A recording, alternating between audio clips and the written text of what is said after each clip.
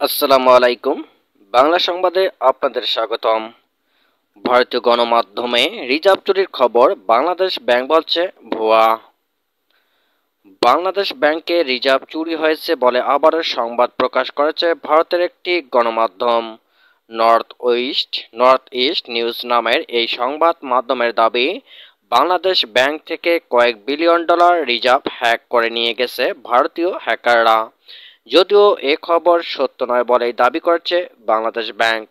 North east নিউজের প্রতিবেদনটিতে বলা হয়েছে, প্রায় এক সপ্তাহ আগে বাংলাদেশ ব্যাংকের রিজার্ভ থেকে ভারতীয় ডিজিটাল হ্যাকাররা কয়েক বিলিয়ন নিয়ে গেছে। বিষয়টি নিয়ে দুই দেশের গোয়েন্দা সংস্থা তদন্ত করছে।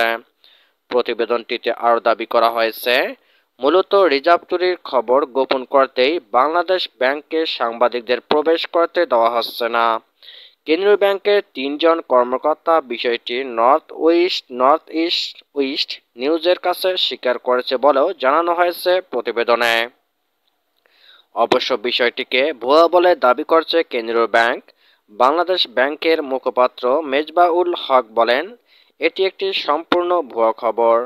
বর্তমানে ফেডারেল রিজার্ভের সঙ্গে বাংলাদেশ ব্যাংকে ৩ স্তরের কনফার্মেশন ব্যবস্থা রয়েছে।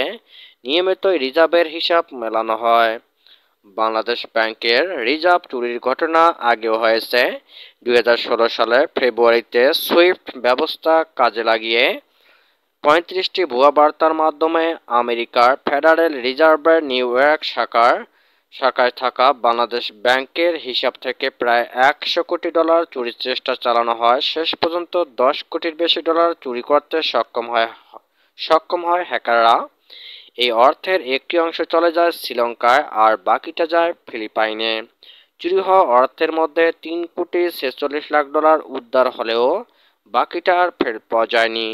এই ঘটনায় আমেরিকার আদালতে একটি মামলা চলমান রয়েছে। ভিউয়ার্স, আপনারা অবশ্যই কমেন্টে জানিয়ে দেবেন যে রিজার্ভ চুরির ঘটনা প্রকৃতপক্ষে সত্য নাকি মিথ্যা। অবশ্যই কমেন্টে জানিয়ে দেবেন।